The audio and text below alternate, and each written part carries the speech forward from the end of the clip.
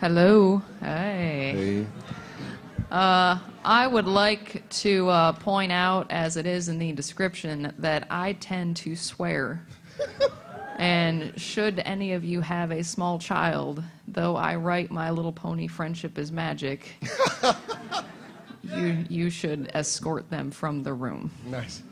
How's it going? You guys know this is the convention horror stories panel, right?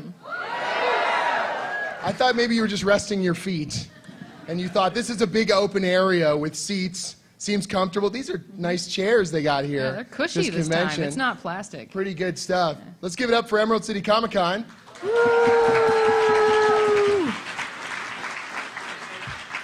It used to be just a small show. Now it's this gargantuan behemoth overtaking this entire convention center. It's terrifying stuff. It is. It is crowded. This is like reaching New York Comic-Con levels. It is. That's like an insult. Don't be like that. It's like New York Comic-Con levels. It's like New York. We've done a couple. If you've never seen this panel before, what are you doing here? Katie and I have been conventioneering. We've been conventionauts, traveling forth to the Planet Convention. What year is this for you? Oh, shit. This is my 13th year on the circuit. This is my 10th. You're so raw. I've been going to conventions for a decade. How many conventions did you go to last year? 15. Ask me how many I'm doing this year. How many are you doing this year? 17. What are you, a masochist? I have 2 children that never see me. I've done easily over 100 conventions now. Most of them in North America, but all over the world, which sounds kind of crazy. I was in London the other week during St. Patrick's Day. Nice. I don't remember a lot of it.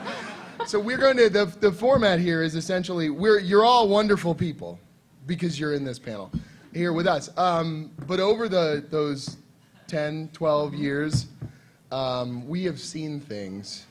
Awful, horrible. We have scars. Things. We've seen things. We've experienced things. We've done dumb things. We're dumb. Oh yeah. I did dumb things last night. You did. Anyways, but so we're gonna tell you some of our favorite anecdotes. We're gonna tell you some new, juicy. If you were here the past couple of years, then you've heard a couple of the stories. I don't know. I got so much stuff now from that last year. It's kind of terrifying. But there's new. There's something in the water. The good news in 2013. Is conventions are bigger than ever, and convention culture is huge, and you're all proof of that. The bad news is that means it's insane.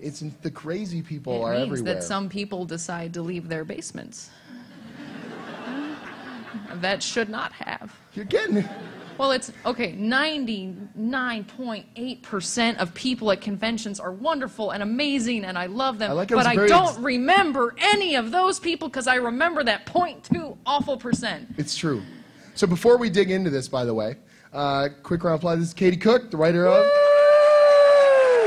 My Little Pony, Friendship is Magic. I always laugh whenever I say that because Katie and I, we've been doing this panel for 3 years, and when I think of her, all I think is the swearing sailor mouth and the intense stories. And so whenever I say My Little Pony, Friendship is Magic, it just makes me happy. Anyways, and I'm Jim Zub. See, no one claps for me. Yeah. You got that out of pity. And I'm the writer of I'm writing Samurai Jack right now, which is pretty awesome. And just to make it absolutely clear, neither of us, any of the things we say here are associated with Cartoon Network or Hasbro or IDW, the Walt Disney Company, Warner my Brothers. Mom. Don't tell her. my genetic legacy, yeah, all that sort of stuff. Oh, speaking of which, I told some great stories about my mother last year. Do you guys remember that? I told stories about my mom's review of The Lord of the Rings and all sorts of kooky stuff like that. I got a great one. No word of a lie. Two days before this show, she phones me up and she goes, "Jimmy, I saw this thing. You're going away to Washington." And I said, "Yeah. Do they have fuzzies there?" Fuzzies. And I said, "What?" Aww. And I go, "Oh fuck, you mean furries?" And she goes, "Jimmy, don't use that word." And I said, "Furries, I know." And said, "No, fuck, don't say the F, don't do that on the." And I was like, "Mom, yeah, no, we're never talking about furries." No, they had it on Dr. Phil. there was this poor girl, and she thinks she's a fox or something. And I was like, we're not talking about this, Mom. And she goes, why do they do that? I was like, we're not talking about it. We're still not talking about it. So have you seen that? Is that real? I thought they made it up for television. And I said, Mother, it's real. And she just goes, have you seen it? I said, yes, there are furries. There are all sorts of very interesting things at the conventions. Why do they do that? I said, well, I'm sure there's a dissociative disorder or something. People have problems all the time where they identify with things and they find strength from it. Threw out a beloved stuffed animal I'm just as a trying child, to walk my own way through the idea that my mother's asking me about furries. That's how big conventions are now. That my mother would know what a furry is. You should have, after all of this, said, by the way, Mom, I am one. That's right. I'm a three-tailed fox with an earring. Blue fox. Yeah. And there's nothing wrong with that. Costume. It's awesome. I'm glad it's important. It's important. Okay, anyways, so do you want to, on that lovable note about our parents, your children, you've brought your children to conventions. Only the one that I live next to. Last year, you did the conventions while you were pregnant? I did. So now there's con crud in the kid's blood, there right? There is. Like, I have a 3.5-year-old and a 4-month-old. So I did all 15 conventions last year pregnant, including New York, where I was waddling, fat, bear pregnant. And pregnant? Yeah. And I don't know if any of you have been pregnant, because it's terrible. Last time I was pregnant, it was awful. Whenever someone goes, pregnant women are glowing, ethereal mothers of the earth. Fuck you. You have a parasite growing in you, and it makes you want to eat cheeseburgers and eat mozzarella sticks and gain 40 pounds. 10 minutes before you screamed, fuck, that was good. And then all of a sudden you barf all that up 10 minutes later. So that's great. On the convention circuit. Yeah, so there were moments, and one, my favorite thing in the world is alcohol. I place it in the top 5. My husband might be number 6. Nice. That's good. And when you are pregnant, you can't have any.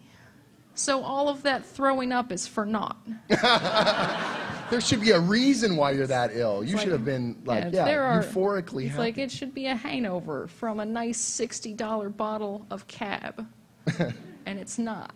It's because you're about to give that kid like $200,000 in tuition in 18 years. Nice. Do you know what? It's funny because 12 years of this on the road, and I keep thinking to myself, I've got it all figured out. I know how this stuff works.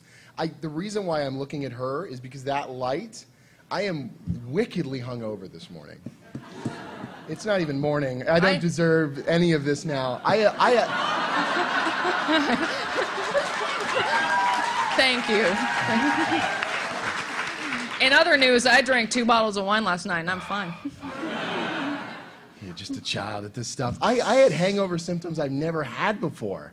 That's I had called like tequila. Hot and cold shakes and shit. And That's called tequila. Great. My wife, though, she knows that I will never, ever do anything untowards because she always gets drunk in full caps tweets. I love you, lover. And she just texts back, that's great. Mm-hmm. Well, you see, my first experience with Madame Tequila was during a nerdy experience in college where I decided... These are commit stories, horror stories about other people, I'm going to make fun of myself for a second because I decided to dress as Chitara. Which is what you do when you're in college, going to art school. I swear to God it was around Halloween, I think. I blacked out for like 3 months.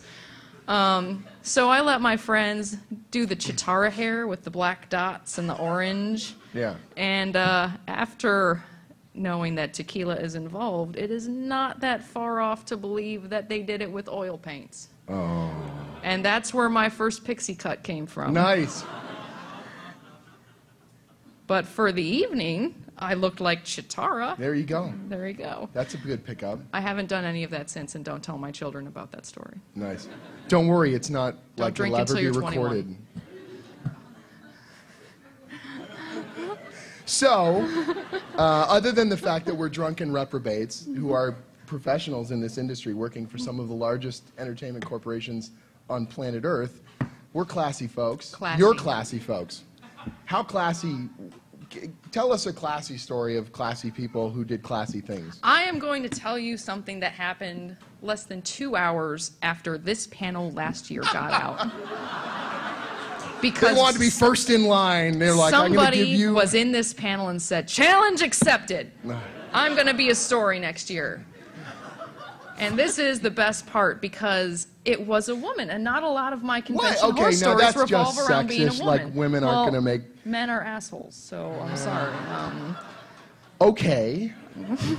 You're not denying it. But so if this person is in this room, I'm very sorry. But whoa, get some help. So this woman comes up, and she was a little squirrely, a little odd, and I do these little paintings at my table, little watercolor paintings, just on the spot, on demand. And she was holding this white book and rocking back and forth a little, and it was like, "Can I have a David Tennant Doctor Who?" And it was like, that's normal. And she kind of had the wild eyes, and then she started talking really in depth about Doctor Who, and I kind of started going, la la la la, I'm doing this out. And then finally she went, "Do you want to see my scrapbook?" And when somebody says, "Do you want to see my scrapbook?" in a secret voice, yes! I want it. I want to see it. I want it immediately. Yes. And you invite disaster. Yes. Well, curiosity is wonderful. Yeah. It's Powerful amazing. Stuff. And she handed over this book, which ended up being like a wedding album from Target. And she had photoshopped herself and David Tennant into all of these photos of like happy couples from the internet, and they're beautifully scrapbooked. And it's like nice fancy paper and stickers and flowers and like little captions about how their day went. And I keep going, and then there's the wedding photos. Oh, shit.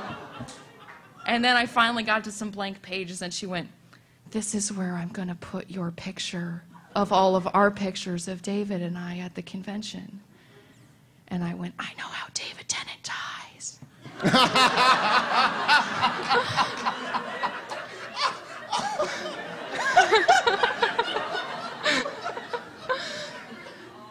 If he ever disappears, he's in Seattle. You've got this. And he's in a basement and he can't call for help. He's chained to a bed and his kneecaps have been broken with a sledgehammer. And this woman is lovingly caressing his cheek going, "Wasn't it a wonderful day, honey? Shit. Would you like some chicken noodle soup that I will spoon feed you? Because your hands are tied above your head and broken." And that happened less than 2 hours after this panel last year. And Jesus Christ. Okay. So, because of the convention circuit, I don't spend as much time with my family or wife as I should. And so when we do get time, it's very precious. You know what I mean? So for our anniversary, I said, let's get away. Let's do something different, spur of the moment, kind of spontaneous. And so we drove down to Niagara Falls, and we got like a suite with the hot tubby thing and the...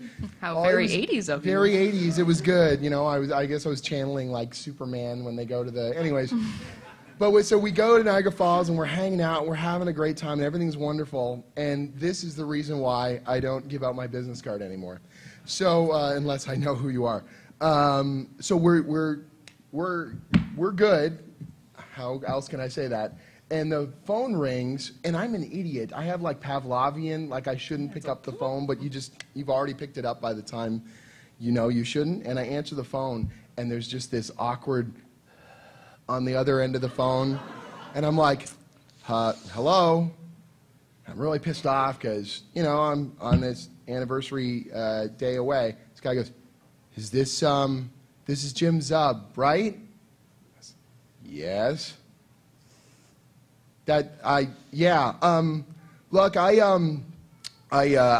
grabbed your business card last week at the convention. I just, I wanted to, is it okay if I ask you something? Well, you've called me now. I'm listening. Oh, okay. So Like, I'm thinking of doing a convention. Like, I'm going to go and maybe get a table and do some drawings and things. Is it, so I want to ask you some advice, because I know you've got some advice on your website. It's really helpful, but I looked on your website and there was no advice for this on there, so I thought I've got your number so I could just call and maybe ask you, and if you were really nice, you could answer for me. Yeah? So if I get a table, like, how much should I charge for a drawing so that I can pay for the table? So look, man, I don't know you, and I want you to tear up my business card and delete this number from... I don't know you. I don't know your artwork. I don't know any of these things. I don't know how much you should charge for your drawings. I don't know what convention you're going to. I don't know you. And I am living my life right now. And I am in a state of undress with my wife. Oh. So do you think maybe $50? I hung up. That's why you don't get my business card. I was recently invited out to a convention on the East Coast that I had never heard of, and there was no website. And I asked the guy for more information about it, and he said, "Oh, it's in my house." What? I'm only inviting my 3 favorite creators, and I'm offering to pay for your flight, and you guys can all stay in my house, and I just want to talk to all of you. Really? I said no. That's pretty good. It was, I looked at my husband, he was like, "Yeah, sure, go." Nice. I was like, it'll make a good story, go ahead. I had a guy contact me, and he said, I want to be a comic book writer, and so, but I'm doing like articles on comics. A lot of people start with the journalistic angle, or they do reviews, or they do articles on comic websites, sure, whatever. And he says, I really love your website, and it's just got great advice about, you know, working in the business and how the economics work and getting your start. Can I send you this article? It would mean a lot to me if you would post a link to it on your site. And it's called the 50 Creators to Look Out For in 2014. And I was like, oh, it's really cool. Thanks, man. And so he sends the article over, and I scan through the whole thing. I'm an egotistical bastard. I wanted to know what number I was going to get on this list. I'm not on the list. And then they had an honorable mention section at the bottom that was 50 more. Were you on that? I wasn't on that either. Aww. So this guy says, like, I'm like this great creator that he totally respects and loves and really important, wonderful. I couldn't get in your 3-digit 100 list. There are people on there I didn't even know. I'd never heard of. I was sad. Made me sad. I'm number 98 on Bleeding Cool's Most Powerful People in Comics list. Oh, there you go. Yeah. So you got to kill a lot of people in front of you. There are 97 people that have to die before I can, move on up. You have power. I do. I guess if I just ask nicely, that's usually how I get everything. You can crush I have a people. very sweet visage that I normally put forth to people that are not in this panel. What do you do with that power? I use it for evil, awful tendencies. Well, that's good.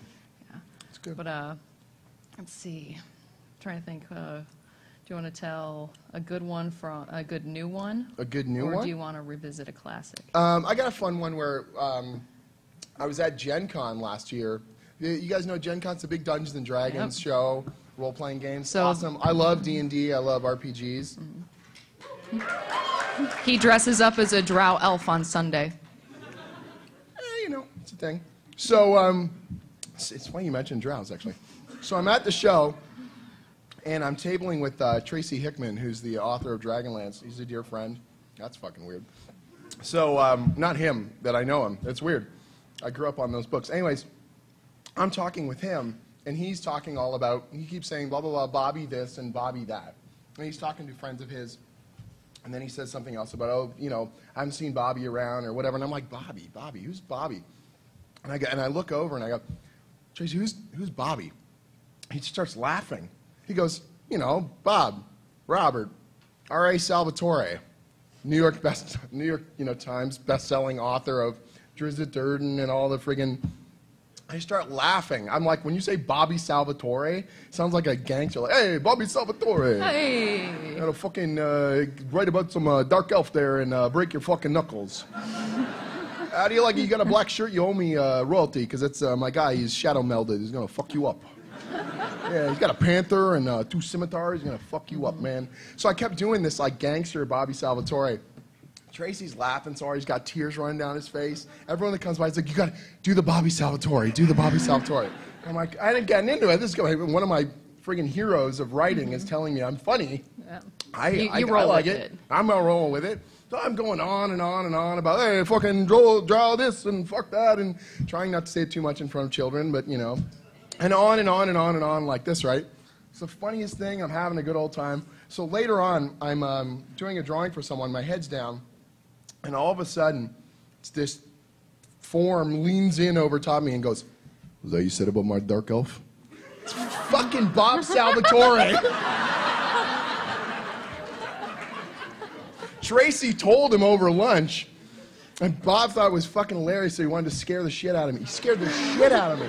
He's just like right in my face. I was like, oh my God. He goes, do the impression. I want to hear it. I'm like, no! I don't want to do this. I can't do it. No. I actually had to turn away so I could pretend he wasn't there while I was doing it because I was so mortified. Well, it's, you know, it's a good thing that, you know, Jim and I are both nerds at heart, and, you know, we've made asses of ourselves in front of people that we admire and respect. In San Diego a few years ago, they sat me across from Steve Purcell. Oh. And he now, you know, everybody knows him because he works for Pixar and he co-directed Brave and did all that stuff. But Sam and Max was my formative years of comics. You know, that's when I was like, comics can be funny. They're not all Batman. They're not all this. So he's a huge influence, and he's sitting 12 feet away, right across from me, from Thursday to Sunday. And I kept looking over at him like a creepy asshole. And every time he didn't have a line, I would come out from behind my table and run up to him, and I'd try and like do that thing where you're like shuffling back and forth and you're trying to speak to him, and it's like, hi! I'm over there. Yeah. And this, I had nothing to my name at this point. I mean, absolutely nothing. And she had this White Wedding album with her and Steve Purcell. It's really fucked up. Do you want to see my scrapbook, Steve Purcell? And basically, whenever somebody else came up to him, I had this panic moment of, oh, I'm not going to take his time, so I would run back.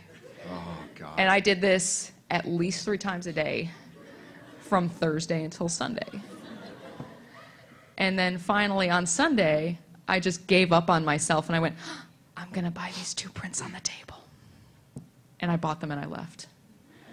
So he now thinks that this weird, creepy blonde chick was coming up all that time just to spend $20. That's how it works. Because it's really hard.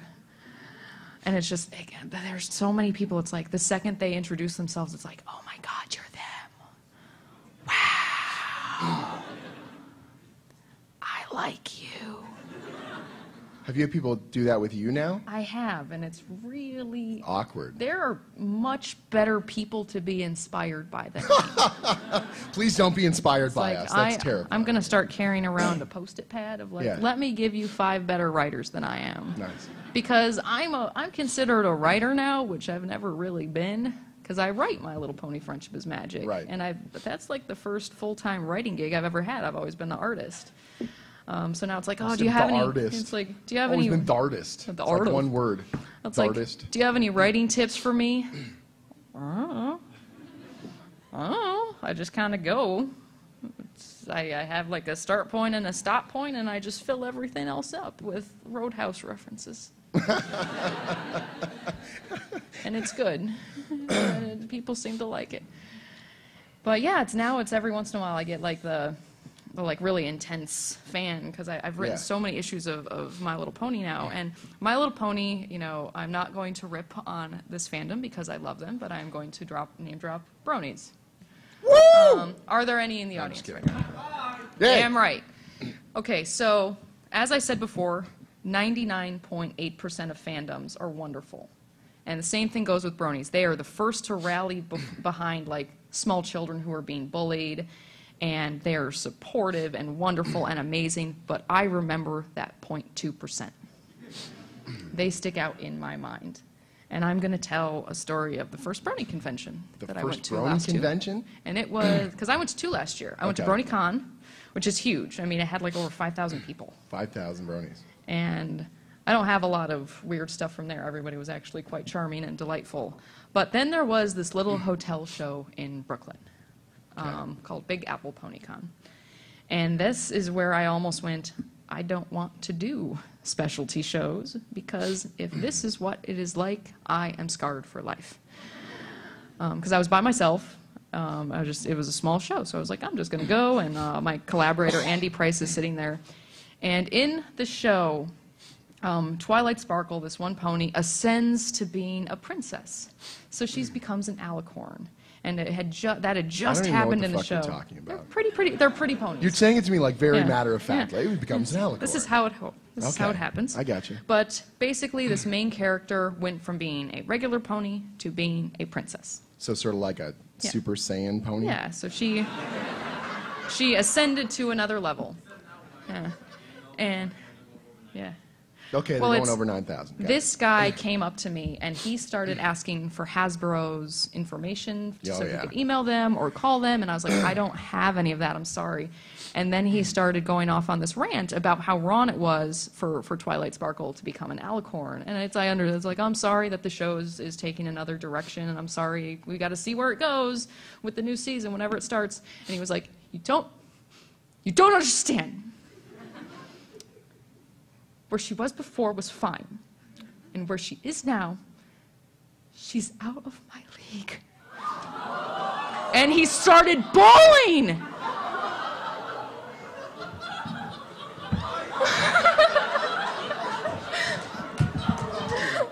And I just sat there, and I'm a very Your unassuming life is person. worse than mine. And when I am sitting here shell-shocked going, like looking over at Andy, who cannot keep a straight face at this point, because this guy is crying at my table.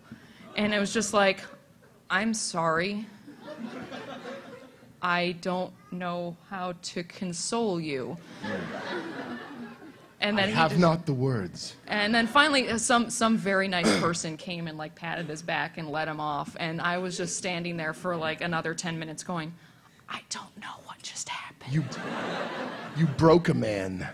Just broke him, shattered him. But he was begging me to keep her Yeah. the same pony in the comics. Of course. Instead of making her an alicorn. And I said, I Yeah. don't have that call. It's Hasbro owns these characters. And They're just living their lives. I'm and just recording it. It's like I can't I have a change secret that. window into It's the their pony world. destinies.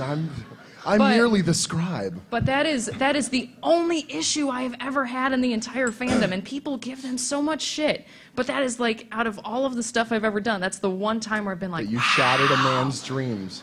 because I have way worse furry stories and a way worse Doctor Who story. Yeah.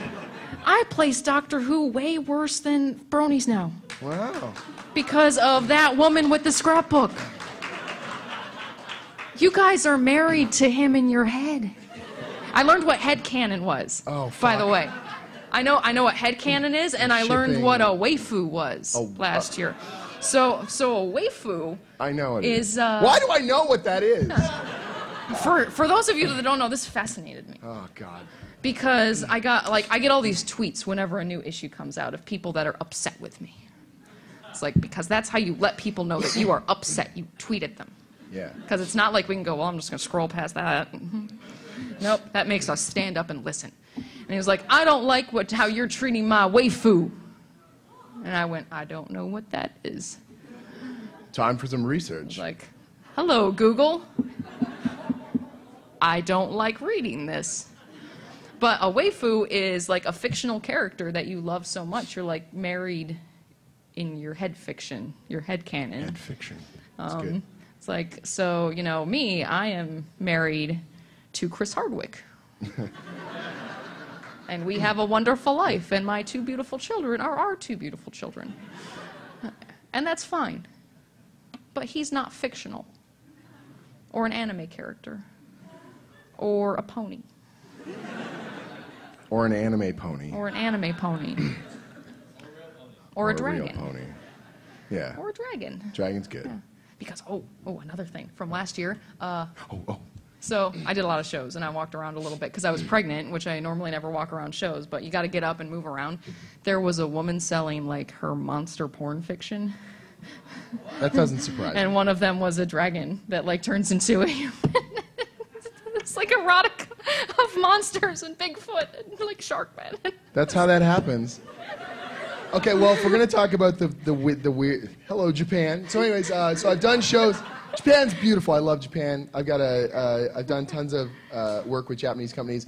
So I've been to Japan several times, and I've had some just intense, incredible experiences over there, and intense, terrifying experiences.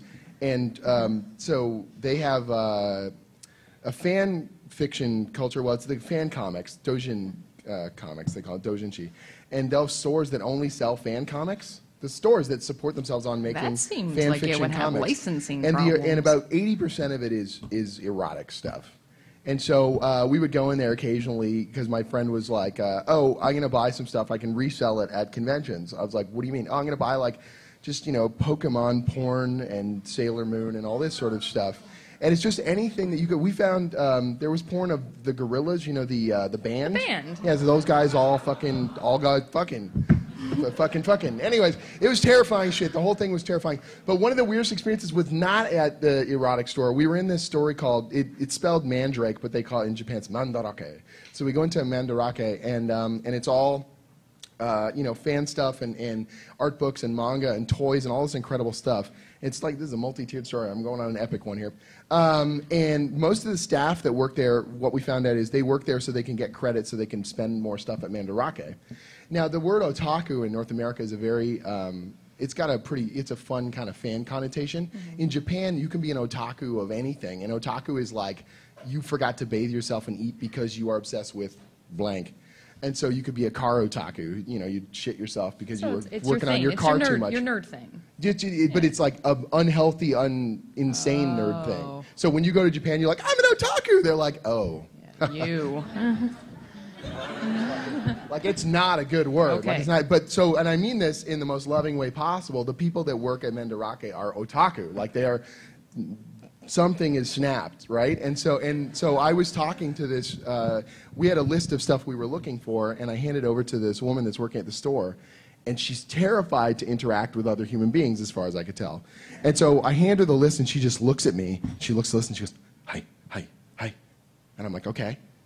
And then she just fucking runs down the aisle. Like, starts running and grabbing books and shoving them in the basket, and we were like, we're not in a rush. Like, you can fucking slow down. She's bouncing off of things. Like, it was like we had a bomb, and we're like, you don't fill this list in 20 seconds. We're all fucking dead.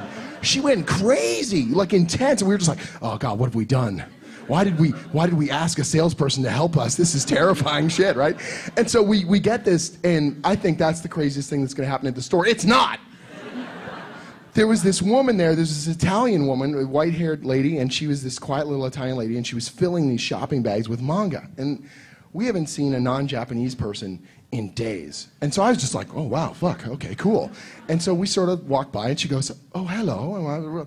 Hi, how's it going? What the fuck are you doing here? You're like some old Italian lady. And so she explains to us that she's a translator from Italy, and she comes on these trips to buy manga and then takes them back to the publisher to recommend books to translate. Oh, you're a professional manga translator in Italy. That's so cool. She's like, oh, yes, very good, whatever. And she's talking to us very normally. And then she looks over at the staff to ask them something. Oh, no, I asked her, I said, how did you get into anime? And she goes, oh, well, they would show the cartoons on television. And eventually I found out they were Japanese, and I started to watch them, and then we got satellite television and all this sort of stuff, and she's telling me these stories. And she goes, I actually learned Japanese from the cartoons. I was like, oh, that's so cool. That's really neat. Right after she says that, she looks over at the staff and starts talking to them like a fucking anime character. So she has a normal voice here, and then she goes, la, la, la, la, la, la, like high, crazy cartoon pitch. It's like, imagine if I spoke French, but in English I learned it from Goofy or something. So I was like, oh, yeah, all right, let's go, like that. She's talking in a cartoon voice, and like up 6 octaves. And we're just like, oh shit, oh shit. And so and then our person with the basket comes bouncing back. and hands us our stuff while she's like talking at this falsetto octave, and the crazy otaku staff are reacting like there's no problem. They talk to fucking anime characters every day. So we're just like trying not to laugh. We're like, oh God, this is so brutal. This is so brutal, like this, right? So eventually we're like, okay, we're gonna stop. Don't laugh, we're good. And so and then she turns back to us and talks back in English, normal octave. We're like, yes. And at this point, Japanese is really good. Do you have a basket full of Pokemon porn at I this point? do have a basket of Pokemon porn. So we're heading to this store is like 2 levels underground. So we have to go to an elevator to go back to the ground floor. And so she's got these bags and the shopping bags. She's dragging them along the ground. We're like, can we help you with that? She's like, oh, that would be so wonderful. And then she turns and she's sayonara, like this, like a high pitch, whatever. We're like, yeah, great, okay. So we're pulling these bags are fucking heavy. They're solid paper. So we're pulling these bags into the elevator, and it's this old rickety elevator with a terrible sensor. So it starts closing. So we're trying to get the bags in, and she's sort of caught halfway, and she does a fucking anime take. She goes, whoa! And falls out of the elevator. And the That's doors how close. Jim killed a man. And the doors close. And my buddy and I are fucking dying. We're crying, laughing, tears, screaming. My face is beat red. I'm laughing so fucking hard. We get to the ground floor, like, she's coming up on the next elevator. We gotta pull her shit together. So we're just like, oh God, we got to move. And she comes walking out, and she's just like, oh, that was very scary. We're like, yeah, that was scary. I thought the elevator was going to crush me. We're like, yeah, that was scary stuff. Really good thing you're safe. That was good. Bye-bye now. So we load her books into the taxi, and she's like, oh, well, very nice, gentlemen. Thank you so much. And as the taxi's pulling away, she fucking sticks her, like, upper body out the window and does, sayonara! And I'm just like, this is like a 50-year-old woman. But she's a cartoon character. And that's beautiful. Can you put her in Samurai Jack? What's that? Can you put her in Samurai Jack? I might have to now. But with the whirling pinwheel arms, man, like it's so good. She could be the worst villain ever. So that was the thing. Yay. What? Sorry, what's it? Oh, we're all good? Okay. Well, it's another thing that I noticed is when I was at Motor City Comic Con, there was a guy selling his Star Trek fan fiction for $0.25. And of course, you stop by and you're like, yes, tell me more. For $0.25. And he goes, I'm in all of them. It was like, even better. It's like, let me check my pockets. It was like, which one would you recommend? Well, here's the one where I go down to the planet with the away team. And here's the one where Diana Troy and I have a family. I was like, I want that one. You invite this upon yourself. I give it all to my husband. Oh. It's like, when I come home to these conventions, it's like, I brought you a present. He's like, you know, he's expecting. But we would do that when I was at the Udon booth. We would do that. They would very gladly. Someone would come over and bring a portfolio, and if it was really, really heinously awful, they'd be like, "You've got to show Jim this," and then they would point, and then as they point, the person would turn, and I'd look at the person. They'd go. Well, it's whenever I get asked to draw something that I am not comfortable drawing, and it happens because people ask me to draw things that are not appropriate, and I don't do that. I have like a friend picked out at the convention where I say, you know what, I don't do this, but so-and-so does. And here's their booth. Amazing. And why don't you With go? my compliments. It's like, tell them I sent you. So we got 5 minutes left. We better do something heartwarming, or they're gonna think that we have just a chunk of rock for a soul. Is McClaw heartwarming? Is it what? Is McClaw heartwarming? It's sure. No. All right. Want to hear about the first time I met a furry? This was the first convention I ever did out in Detroit. This is not heartwarming. Yeah, no. This is so heartwarming and charming.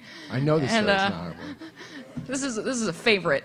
But so this guy comes up and he's a little squirrely, and he slides all of these Polaroid photos in front of me. And he goes, "Do you take commissions?" I was like, "Yeah. I'm apple-cheeked and new to the convention world, and yeah, I want to draw for you. Give me money."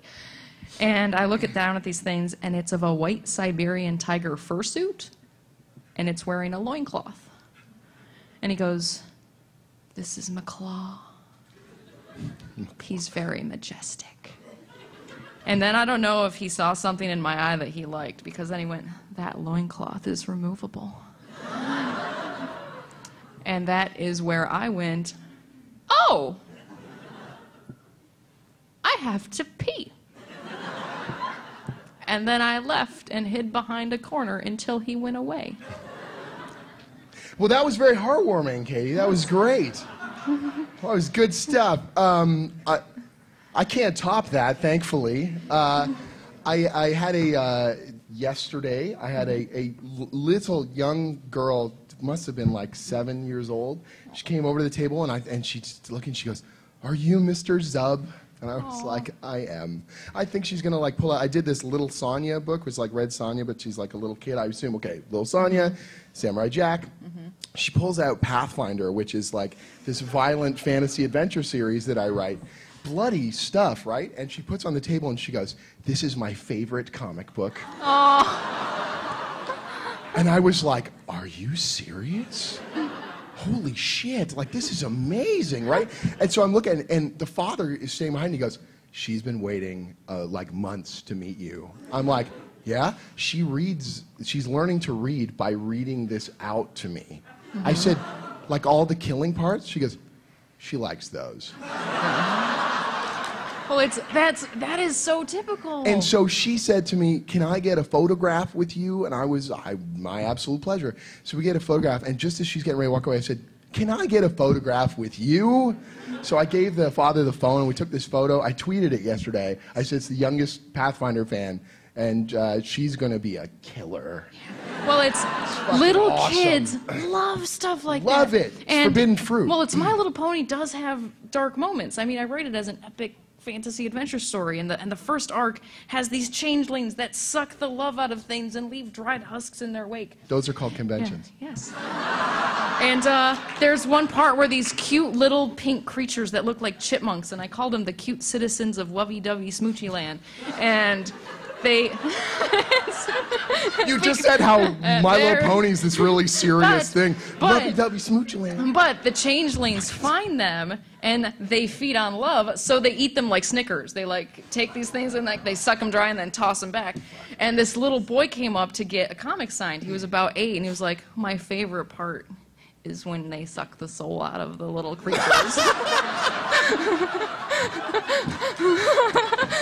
And I was like, "Thank you." I was really hoping. That's my favorite part too. I was hoping that people would pick up that is what is happening.